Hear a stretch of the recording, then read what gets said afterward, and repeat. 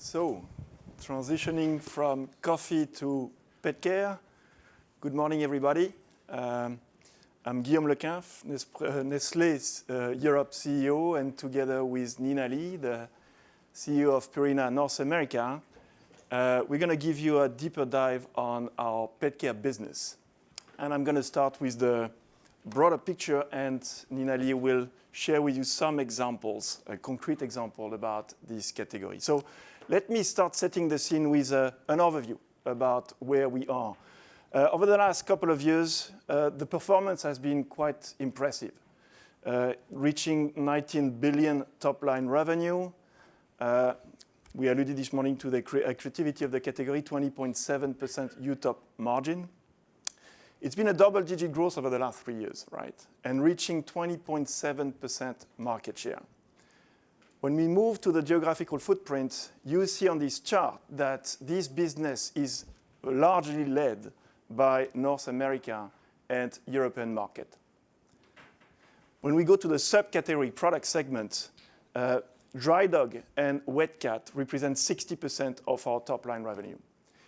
This brings us to a very solid number 2 position in the world, and it's obviously enabled by the 6 billion of brands that we are very, very happy to have in our portfolio.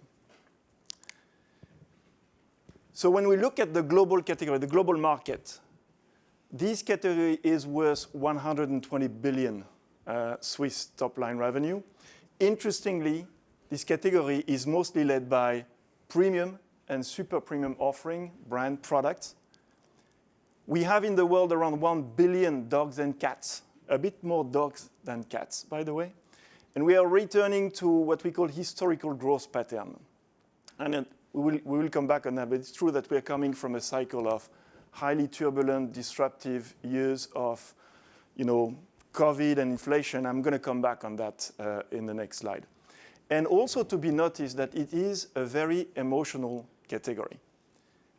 95% of parent pets, and I'm saying it, parent pets, say that their pet is a family member. And this has consequences, and you will see why. So I was talking about turbulences, I was talking about disruption, and I would like to pause here and try to understand what happened, where we are, and where what were the learnings. So what happened? When the pandemic started, many people, if not everybody, wanted to stay home with their pets. So we could see a pet ownership acceleration during these years, a significant acceleration. And by consequence, it put a pressure on pricing and also supply challenges because we had to build the capacity to serve this supply. But let's admit that it also created tailwinds to deliver the double-digit growth momentum that we've seen. So where are we now? This pet ownership is stabilizing. It's not declining, but it's stabilizing after this high growth rate. We are cycling off this pricing phase. We see this inflation behind us. And as we've been building capacities these last couple of years, we see new capacity coming online right now. So what are the learnings after these turbulent years? One, the category fundamentals are very strong, and they are still very strong. Second, we have a strong portfolio of brands, and that's probably because of this portfolio that we could manage to navigate these turbulences that way, serving our customers, gaining share over the years. And we believe that we are well positioned to continue to grow our shares moving forward. So talking about shares, if we go and start with the left part of this chart, how to describe this market? There are 3 points I would like to make here. First of all, you see a clear co-leadership. 2 main players leading the category. We are strong number 2, as I was telling you, but we're gaining share year on year. So we are getting closer to number 1 every year. Second point, highly fragmented market. A lot of local players, as you can see on this chart. Third one, a relatively small share of private labels that connects very likely to what I was mentioning at the beginning. It's a highly emotional category. Consumers are not ready to compromise or trade off for the food of their pets. And you see the result from a private label standpoint. When we go by geographies, number one is North America. We have a clear leading position, keep gaining share, and I'm sure Nina Leigh will comment on that. We have a strong number two position in Europe, also gaining shares. We are well positioned on LATAM, but you clearly see, and Laurent and Anna alluded to that, a clear opportunity moving forward in Asia. So talking about future, looking forward, there are three opportunities we see for the business to continue growing. The first one is, number one is premiumization. Not a new news, we talked a lot about that in the past, but here we want to say that we see this premiumization trend continue. It's gonna last. There is way to go to premiumize the category. Number two is pet ownership. As I was telling you, not declining, coming back to a kind of normal pattern, but we see this pet ownership on the midterm continue growing. And the third one relates to calorific coverage. And I'm going to comment on that in the next slide. But calorific coverage in emerging market will increase and has started to increase, but will continue to increase. I will go back on that. So if we start with the first one, premiumization. And it connects very well with the major markets. If you look at all the consumer trends we are on, being advanced nutrition, healthier choice for the pets, science-based food for the pets, if you take personalization, elevated experiences, even sustainability, and last but not least, convenience, availability through digitalization, all of these drivers go in the same direction, which is premiumization. So we see this trend here to stay in the years to come. Now, pet population is interesting because you have here on the picture 2019 by geography, 2019, 2024, where we are now, and where we see the pet ownership going towards 2029. So 5 years before, earlier, 5 years coming. All of the geographies, all of them, obviously will slow down from a pattern standpoint, but will continue to grow. There will be more and more dogs and cats in the world in the 5 years to come. Right? And this is a fantastic foundation for our business, obviously. It's a foundation combined with the third opportunity, which is calorific coverage. So let's define what we mean by calorific coverage. Calorific coverage is the calorie needs of a pet that are served by commercial pet care propositions. So to the opposite of home-prepared food for your pets, right? And here it's really clear what's going on. So the left part, you see Western Europe and North America. High level of coverage. But the rest of the world is very low, under-index the worldwide calorific coverage. This is a unique opportunity for the category. Maybe one comment, because we talked already a lot about AOA. You see here two different categories, so developed and emerging. I would like to clarify. In the developed part, we have Oceania, Australia, we have New Zealand, we have Brazil, but all the rest of AOA, look at the level of calorific coverage. Very low compared to what we have achieved in North America and Europe.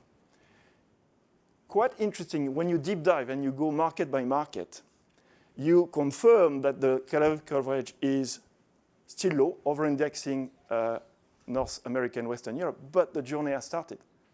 All of these emerging markets have started to increase since 2019 their calorific coverage. This will continue, and this is a unique opportunity for our business. So in that context, as a market, we see three competitive advantages for our business moving forward. It starts with deep understanding of our consumers. So some might say we do market research, which is true, more than 500 annual consumer studies, which is the basics. But more interestingly, 300 million digital sessions a year in our ecosystem. 300 million opportunities to direct connect, to better know our consumers. Direct relationship. it creates a set of data that is unique to understand the diversity of needs, the expectations of our consumers. And if we move to the second pillar in the middle, we have the right portfolio. When I mean right portfolio, we have a comprehensive wide portfolio to serve all these needs, from the mainstream up to the highly sophisticated science-based advanced nutrition like Purina Pro Plan. So this combination of deep understanding combined with the right proposition for the right consumers is an asset for us. But we don't stop there.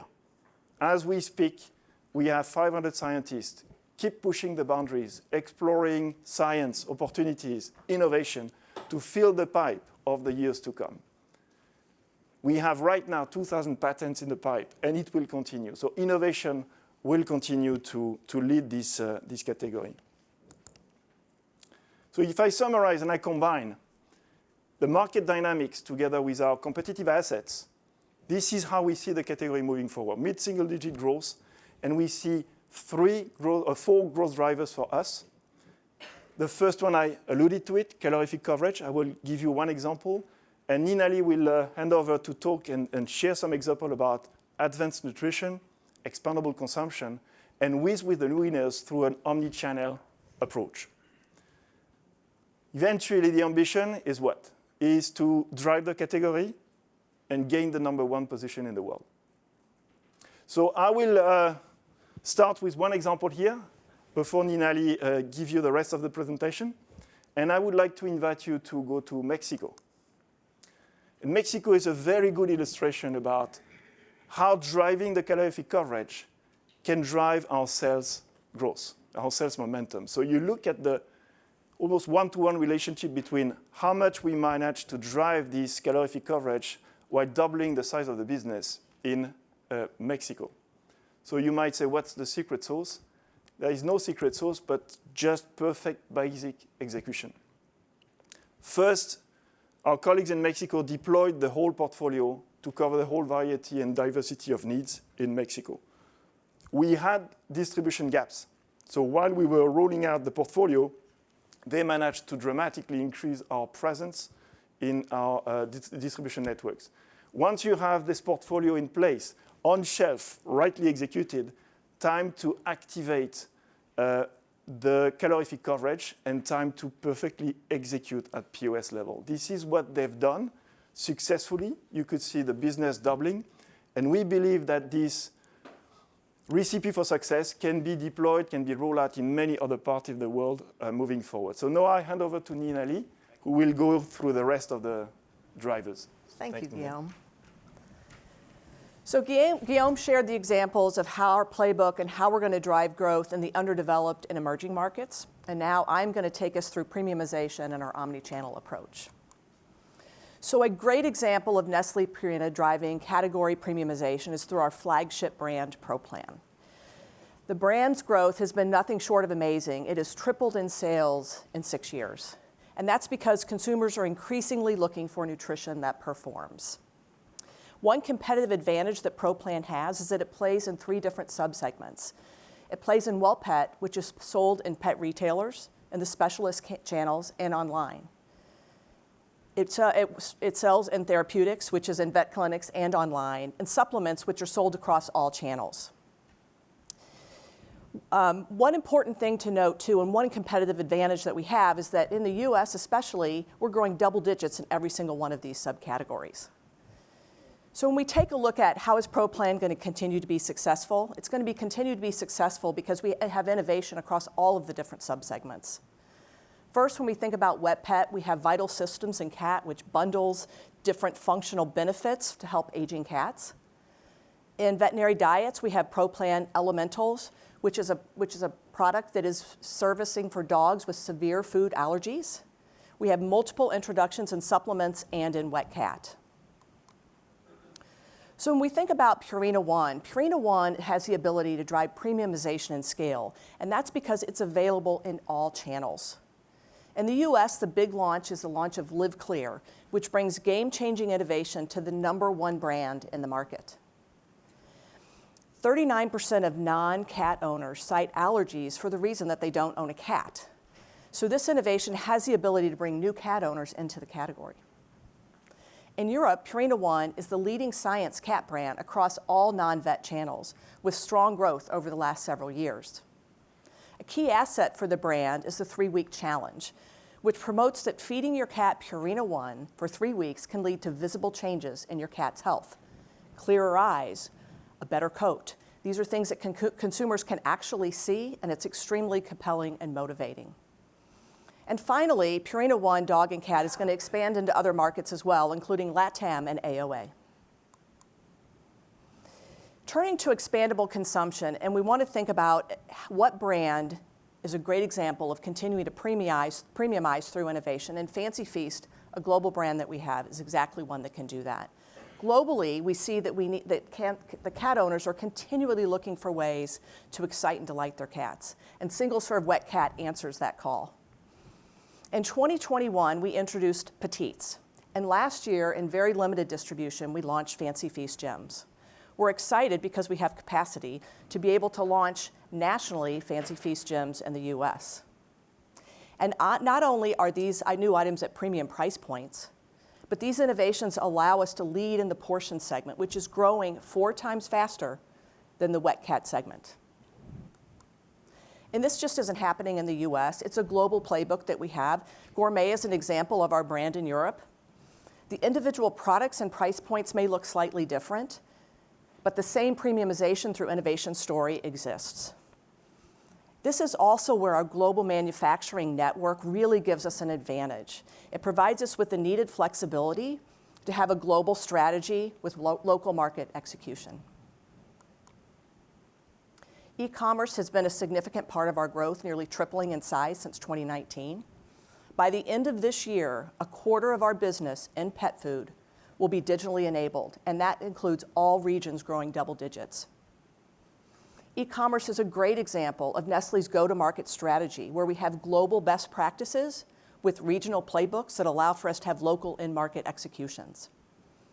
In pet care, we have invested significantly in e-commerce over the last few years. We're focused on connecting and delivering value to consumers when, where, and how they want to shop. We have a broad portfolio of products with outstanding nutrition across a wide price point. So no matter if they want to buy it at Walmart.com or Chewy or Amazon or Zooplus, we can service that. We believe that e-commerce will continue to be a strong pillar for us as we go forward. So I just covered the growth pillars that Guillaume shared with us, but Laurent introduced today some big bets that we have. If we have an incremental investment, we'll have step change growth. The first one is we're going to invest in AOA, and I'll take you through this in just a minute. We're going to enhance the treat performance, and we're going to accelerate share growth in vet.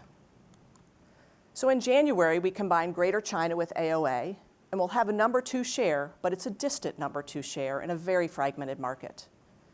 So when we say, how are we going to accelerate share growth? We're going to accelerate share growth by leaning on our global brands and our competitive capabilities. We know that when you look at pet population in AOA, it's going to be primarily driven by cats and small dogs. We also know that the single-serve wet category is one of the fastest growing channels across AOA. So we're going to lean on Mon Petit, which is the Fancy Feast and Gourmet of AOA, and we're going to do some extensive renovation there. We're also going to put new forms and textures on Felix. We know that the consumer in AOA is looking for that highly palatable product that'll meet the discerning tastes of their pets and their cats.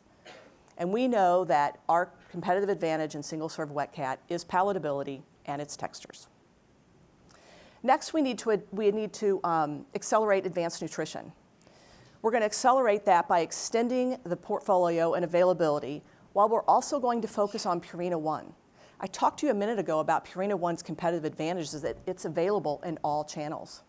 So we're going to do a reformulation or a renovation on Purina One Dry Cat, which has to do with microbiomes, which we know is very motivating and compelling. We also know that Purina One is one of the few brands in the space of science-based that offers advanced nutrition at a multiple levels of price points. So that's extremely important. We all know that distribution is the gift that keeps on giving.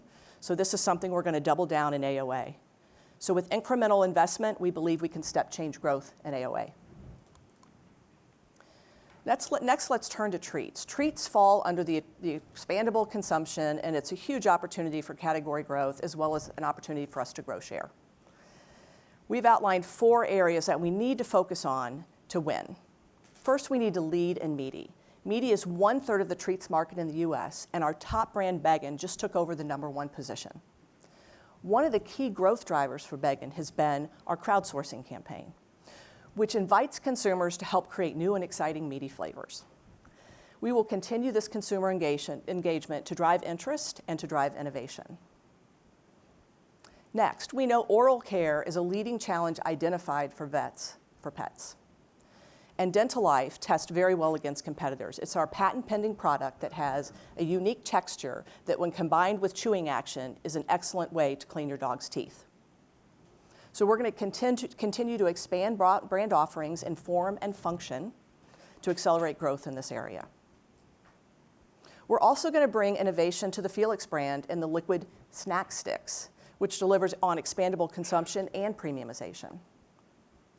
This product gives cat lovers that hands-on treating moment that they're always looking for and ways to interact with their cat. And finally, we know that 90% of the share in snacks is in the US and Europe, so we need to take the playbook that wins in the US and Europe and translate it to other markets. Veterinarians remain the #1 most trusted source of information for pet owners. We also know that only 22% of in-clinic visits have a conversation around nutrition. We have great brands. We need to get more recommendations. So the opportunity to accelerate and grow faster in vet will be a global priority. Here's how we're going to do it. First, we're going to leverage the Purina Institute to connect and communicate with veterinarians about the power of nutrition and Purina research as a driver for those in-clinic visit conversations around nutrition. We're expanding our R&D investments in-house and by working with leading veterinary institutions to make new discoveries in the areas like microbiome and renal.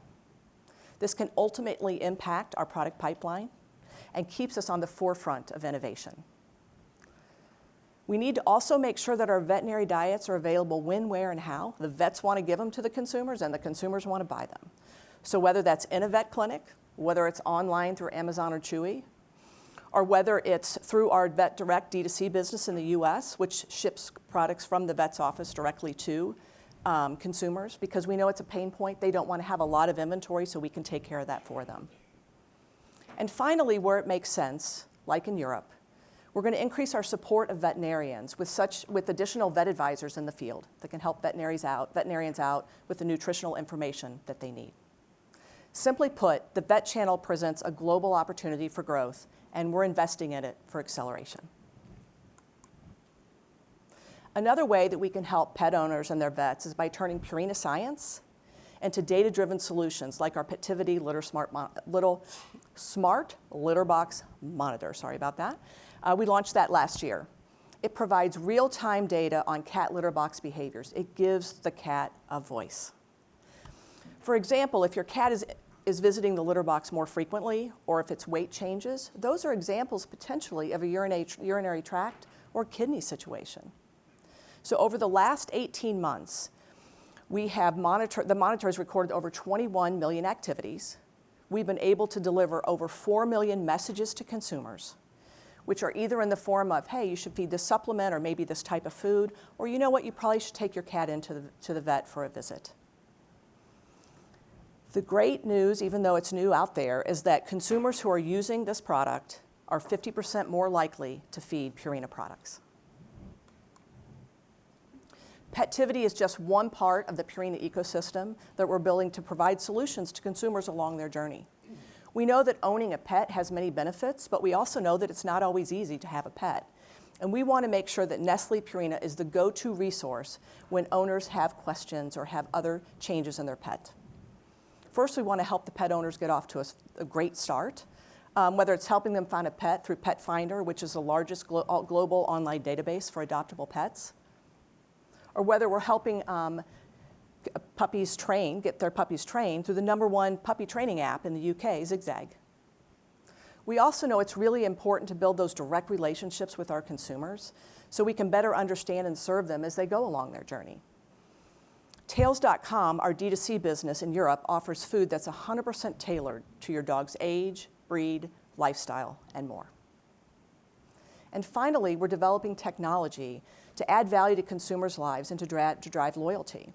In the US, we launched the My Purina app, which we launched last year.